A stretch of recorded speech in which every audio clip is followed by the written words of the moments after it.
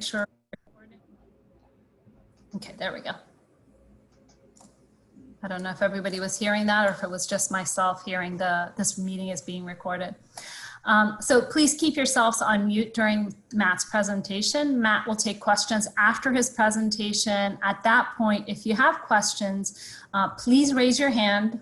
Again, in the participate button, if you click that, there's a raise your hand feature. And then I'll just call out names and you just unmute yourself and ask your question at that point. You don't have to type them up in the chat. If you want to, you can, but I think it's a smaller group here, so it'll be a little easier to just go through the questions. And we'll do our best to try to get through all of them. So without further ado, I'll turn it over to Matt. And thank you, Matt. So thank you.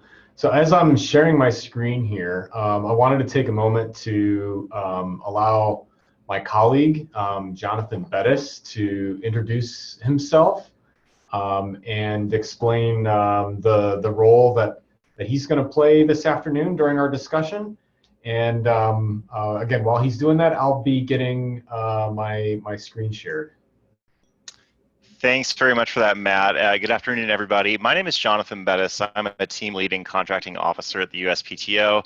I do support the patent systems and software division, and in addition to supporting the patents organization, I also have an independent IT portfolio of my own. I'm actually standing in for the division chief for my division on about 20 minutes notice, so I'm here to support Matt, answer any questions contractually as they come up, and just generally to share out any other knowledge that I'm able to share. So thank you all for joining us. And Matt, I'll turn it back to you.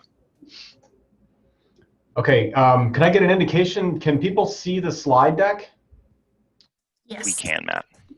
Excellent. All right, so welcome to the patents product line overview. As you heard Terry discuss a little bit earlier in this afternoon's session, we have 4 different product lines that contain within them products that are directed towards different areas of our business. And the patents product line is directed towards software and tools that are developed to service our patents business. So this is a slide that was shared in the previous, during the previous session, the large session. I would note there was some small updates that have been made to this slide in terms of the actual products that exist in the patents product line. And I wanted to take some time this afternoon to kind of explain the role that we play in IT development and the vision for this particular product line, and then how each of these individual products and all the components that make up each of these products contribute to the agency's overall mission in fostering innovation.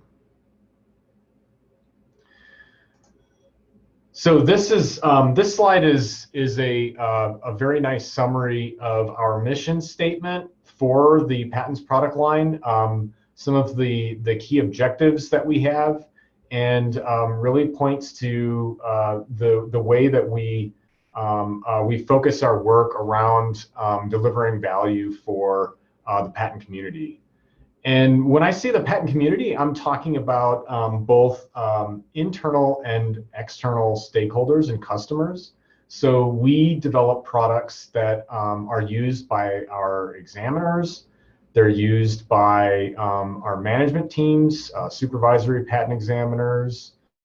They're used by our quality assurance department, our classification areas, petitions branch, and a variety of other departments across the patents business unit that supports our mission. In addition, we also provide products that are outwardly facing to the public. And those products enable us to interact with the public to advance patent examination. So there are means for applicants to file applications. There are some information resources that are available, for instance, to help applicants and the public do search for patent-related information. And we also provide some products that can be used by our international partners around the world, specifically other patent offices around the world for work sharing programs.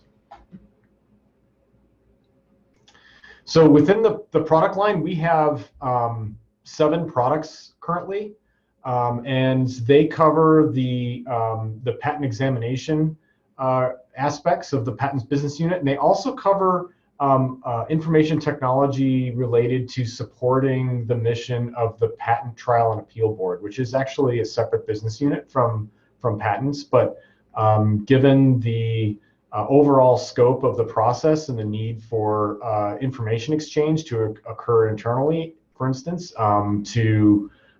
between the 2 different business units, these have been grouped together under the patents product line. And so I will refer to patents product line and many of the examples that I discuss until I get to the specific product that supports the Patent Trial and Appeal Board. I will tend to focus on patent examination related software, but I would note that there are also very, very important efforts underway to support the Patent Trial and Appeal Board.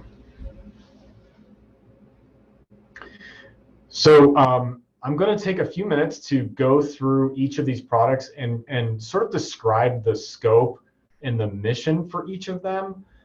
In particular, I just wanted to note that there are some of the products have what might appear to be some overlaps there, and that is certainly the case. Part of the reason for that is because we have a lot of needs to service a broad customer base, both internally and externally, and we have information workflow in order to carry out our mission. And information is shared between each of these products so that we can maintain consistency of, say, for instance, filed applications, and ensure that examiners and the public are all working with authoritative sources of information, regardless of which product or which tool they choose to use to view that information.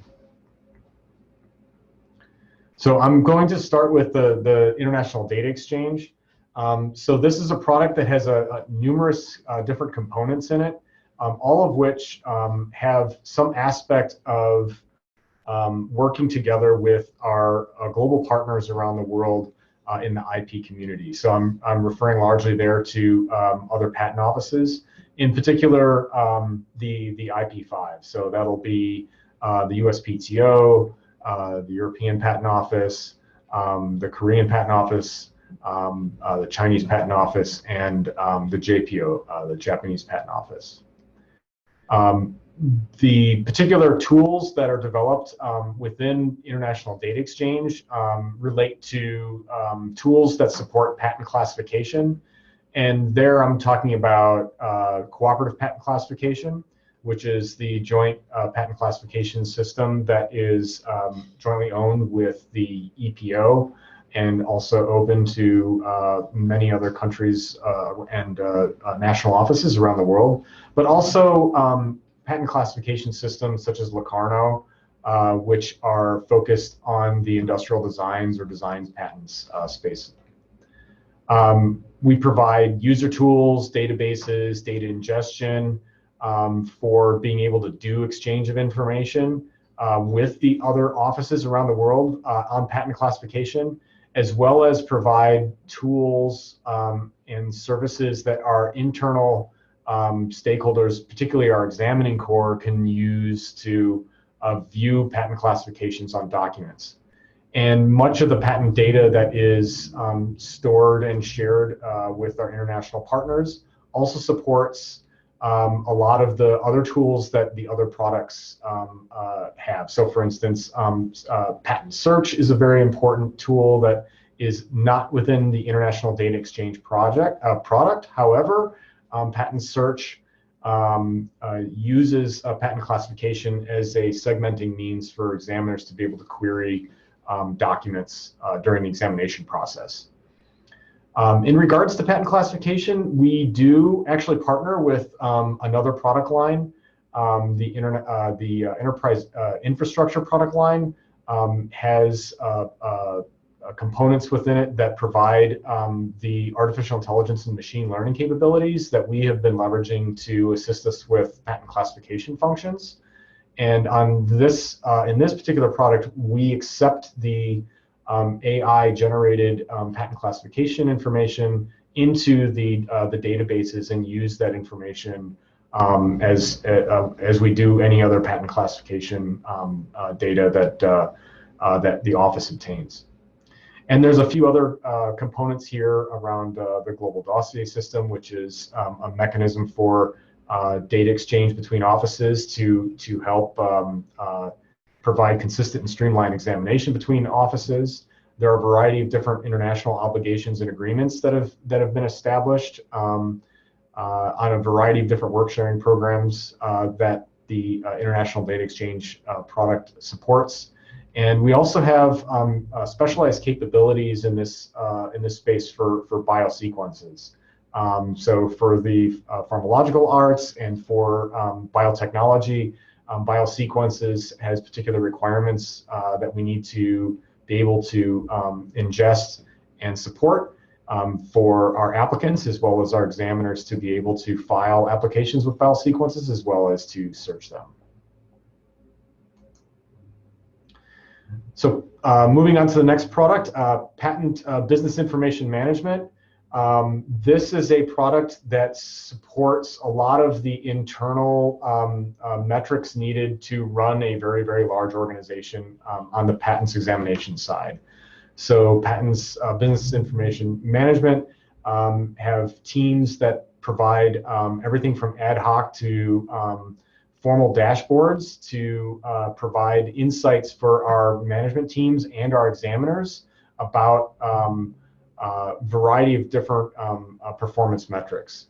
In order to do this, we have teams that have people with very, very deep knowledge of the business rules here, and that enables us to develop reports or dashboards very, very quickly to support all sorts of ad hoc requests for information that can come in from a variety of different sources, whether it be a need to do an investigation of some sort of process efficiency that we have for, say, for instance, for workflow, or we're looking to provide even a single examiner or a single supervisory examiner a level of data about either their art unit or a group of art units performance on a variety of different metrics that are related to business operations. And so for us, this is a very, very important product that has components that support a lot of the decision making and monitoring that we do to help ensure that our operations are running smoothly and effectively. Turning to the patent business and content management services. So this one, there is a little bit of a subtle difference between this and the previous patent business information management product. Here, this is really about enabling, when I say users here, but enabling our systems to talk to one another. And so the components that exist here are for translating and storing patent-related documents and being able to share those patent-related documents and data across many of the other products that and components that make up both this product line, but also provides a store and a accessibility point for data to support products and components in other products lines as well. So in this particular product has components that kind of sit at the heart of our data within the patents business, and is certainly something that we have a lot of focus on to ensure that our data is ingested, whether it be from filings of applications or input to an application from an examiner during the examination process. That all flows through this particular product and the components represented here.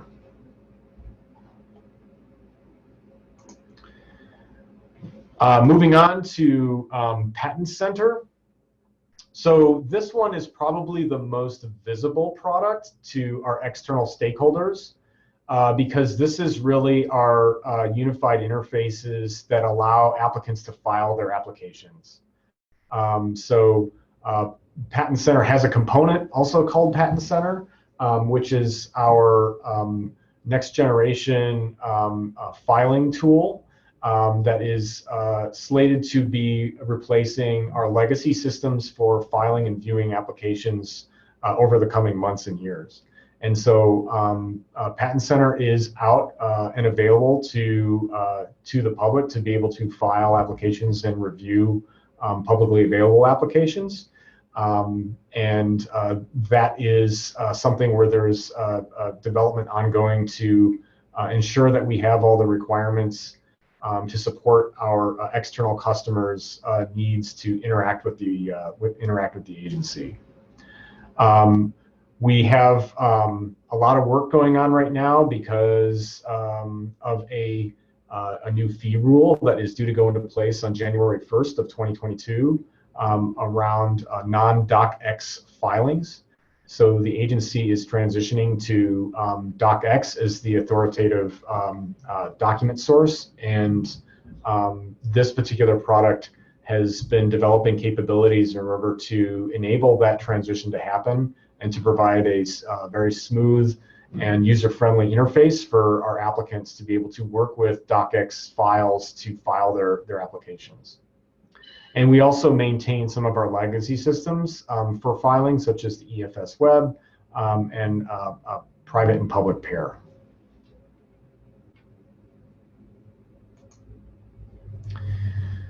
Patent Admin Center or Patent Administrative Center. This particular product handles a lot of our, I'll say, kind of workflow management within the patents organization.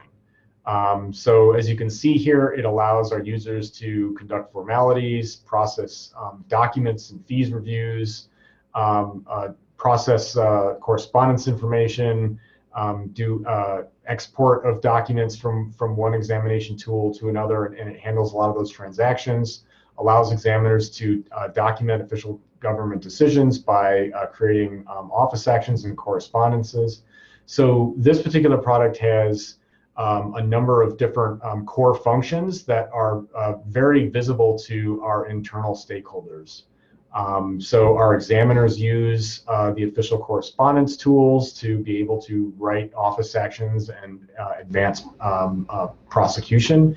And this particular product also has components that enable our application routing and assignment.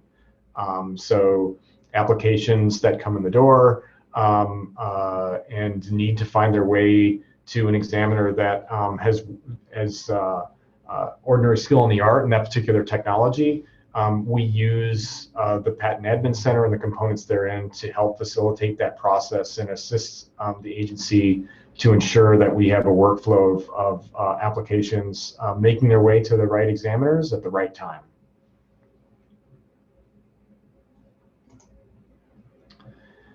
Moving on to the Patent Exam Center.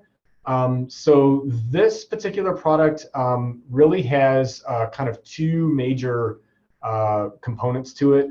One is our patent search tools, and the other is our examiner docketing tools or docket tools, and those are the systems that examiners use to view applications and view the file wrapper, as well as actually perform the search function.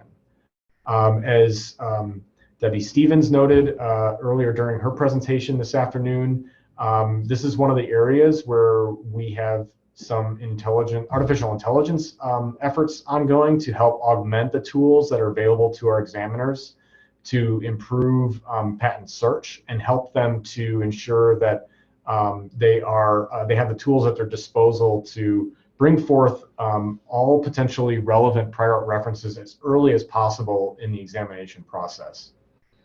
Additionally, we have for the docketing tools or the docket tools, the docket viewing tools that the examiners use, those provide our examiners and supervisors a full picture of all of the different cases that are assigned to them, and give them a variety of different dashboards that they can interact with that help them to navigate their docket and give them indicators about the workflow of applications and the timing of applications relative to everything from applications potentially coming up to a patent term adjustment, to applications that are amended that they need to respond to, new applications coming in the door, and filings that come in after final, so that they can see all of these things and balance their workflow accordingly. So those are the products that cover the patents business unit, which really is focused on the core functions around patent examination. I'm going to turn now to the last, but certainly not least, product within this product line, and that's the, we call it PTax, the Patent Trial and Appeal Case Tracking System. So this provides the Patent Trial and Appeal Board users with an interface to perform case management, as well as decision-making across all of their jurisdictions. And this also provides us a interface that we have exposed to the public to help the public to file papers, conduct proceedings with the AIA, as well as this provides a data source that we use to share data through a variety of different tools with both internal and external stakeholders. This particular product, in regards to the data source, does have some interactions with, as many of our products do, with other components that are in other product lines. And so that is a mechanism by which we can share data across the agency and help to make that data easily accessible for both internal and external stakeholders. So I went through a lot of information there fairly rapidly, and wanted to give a kind of a good deep dive into the structure of this particular product line for you all. And I'm very, very much open to hearing any questions that you may have. Thank you very, very much, Matt. So we have till about 2:41 before we get beamed away by April. So if you don't mind raising your hand and then unmuting, and I'll call on your name. And once I call on your name, you can unmute yourself and ask your question. It looks like I'm moving in slow motion, but.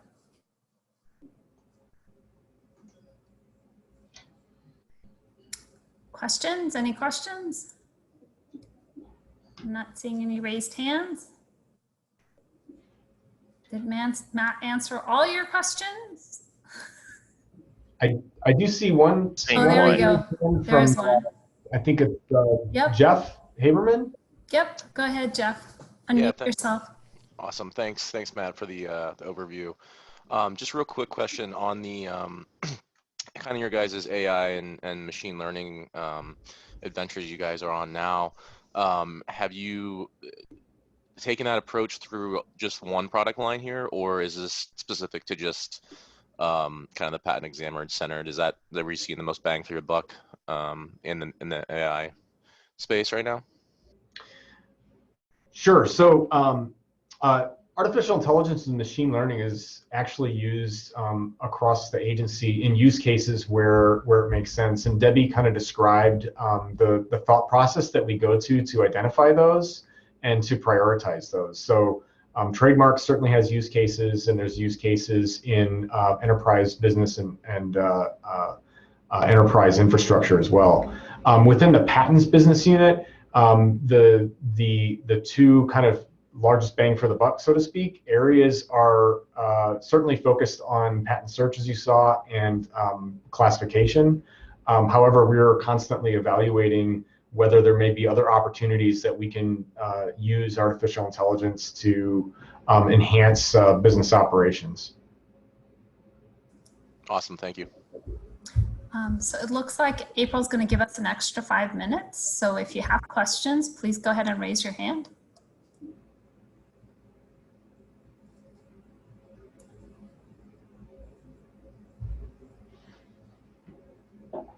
I'm monitoring the chat and kind of looking through the participants list, just looking for the raised hands.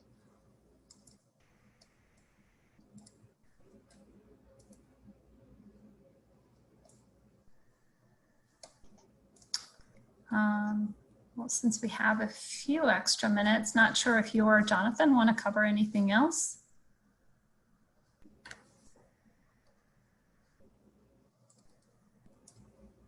I'm struggling with the mute button that's not connected with my microphone. I don't have any additional content to share. I mean, I'm happy to answer any questions about how we buy things or generally where, if you all have them, but I think we kind of, Kristen touched on that for the most part, but I can expand on anything if you all need me to. So I did see a comment show up in the chat asking how one raises their hands. Well, maybe that's yeah. Yeah, you can go ahead and I guess unmute and ask your question. Yeah, just do that because there's a participant button. If you click on the participant button, you'll see right on the bottom of the screen, there's a raise your hand button, and you click on that raise your hand and we'll see that you raise your hand. But at this point, feel free to unmute yourself and ask the question. It doesn't seem like anybody's jumping over the other person. So it was me. It's Mark Dahman here at Precise Software. I appreciate that. I'm sorry, I'm being technically challenged between Zoom and Teams and all the various interfaces that we're using to do video conferencing. But my question would be, in your AI kind of journey, is RPA a discussion topic in that, or are you combining that in kind of a hyper automation type of approach? Or I think one is what type of AI are you using, what the vendors are, if you can get a deeper dive in some of your product lines and some of the particular vendors you're using for those capabilities. And I didn't hear RPA in this as part of your AI solution. Oh, yeah. So, yeah, we actually take a pretty broad view of what is artificial intelligence and machine learning in this product line, and I think you'll probably hear similar if you talk to the other product lines. And so, machine learning or deep neural networks, those are kind of the classic sort of things that you would hear about in regards to artificial intelligence systems, and there are others. But something like RPA certainly is an area where we would view that as kind of falling under the AI umbrella, so to speak. Maybe one way to think about it is kind of emerging technologies, right? Certain RPA techniques, right, can be quite deterministic, right, where you would be able to kind of, for lack of a better term, you would hard code in particular things that you need some sort of bot to do, for example. And others are, you kind of let it loose and you let it sort of figure out what it needs to do, and you can get some performance efficiencies there, particularly for very, very complex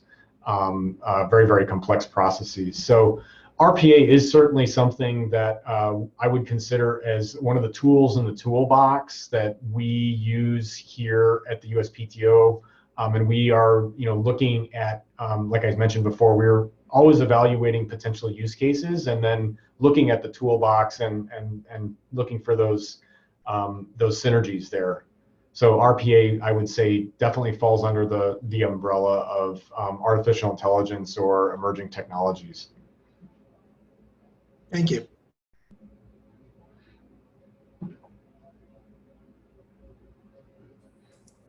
Hi, this is Joe Felber from Jefferson Consulting. My question is related around where you are with the different patent products as far as which ones are more active in your new ways of working, or are they all equally active as far as, new releases and things like that, or are some in a place where you're not doing releases? Can you give us a sense of across the portfolio where you are from that context? Yeah, so to borrow a phrase from Debbie, in the crawl, walk, run maturity curve, I think all of our products are in the walking stage. Some are walking faster than others. Some are speed walking. Some are, taking their first steps.